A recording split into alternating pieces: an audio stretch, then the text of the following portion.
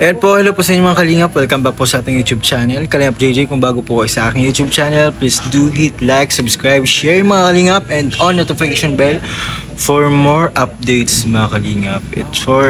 For today's vlog mga Kalingap, ayan po, nakita na po natin guys ang pinakapangmalakasan na pre-debut shot or shoot ni wifey ni Kuya Eds mga Kalingap. So nakita ko sa isang photography, which is ito din yung ito din yung nasa pagpipila namin ni Kakay kapag kapag nag-prenup siya or kaya wedding.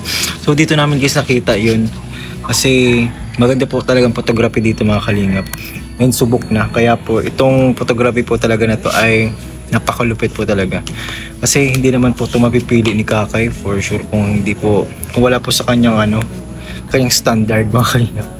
So yun, nakita ko po mga Kalingap yung kagandahan ng debut shot.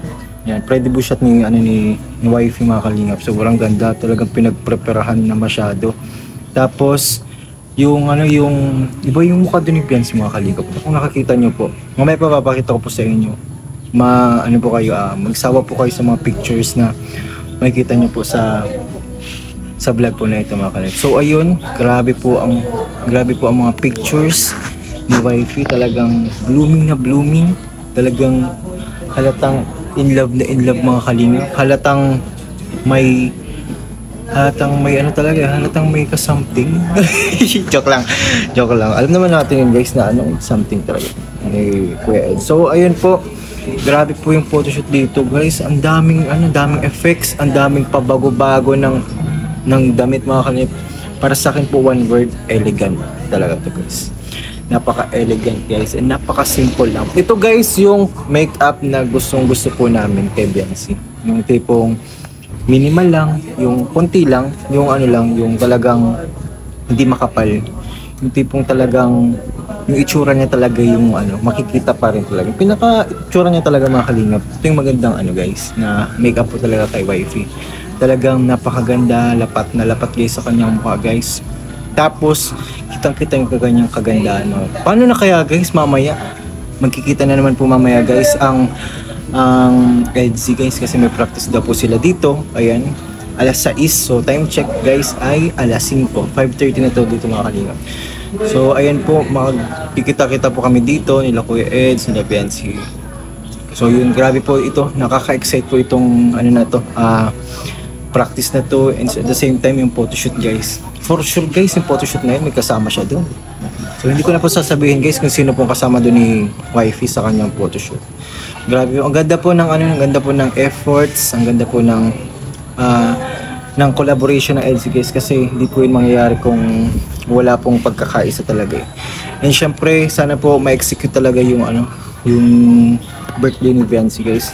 Yan, sa oras na ito guys, makulimlim, madilim, tapos maulan guys. Sabi ko nga okay lang po umulan ngayon. Sabi ko iulan na lang lahat ngayon. Ulan na ngayon, basta wag lang sa Friday, kasi kailangan po namin execute lahat ng mga gagawin po ni Kuya Eds na surprise po kay Biancy. So hindi po biro yung mga Kalingap, sobrang hirap po nun.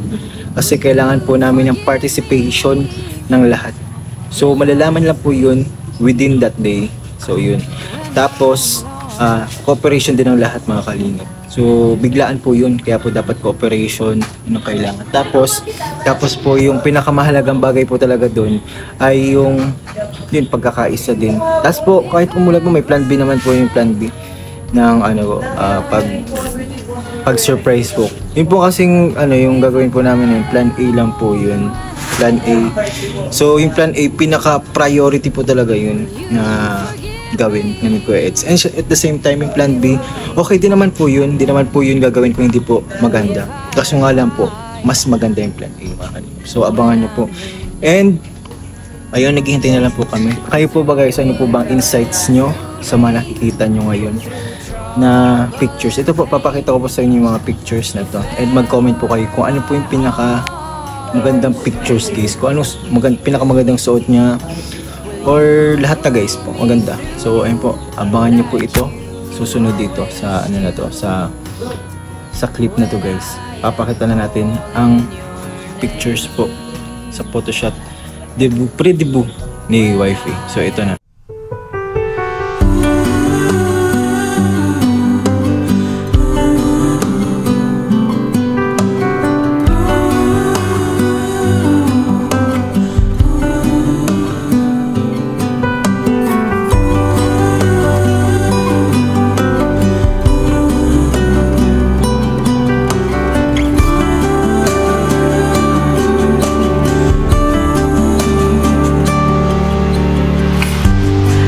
This moment, no one can tell where we should go.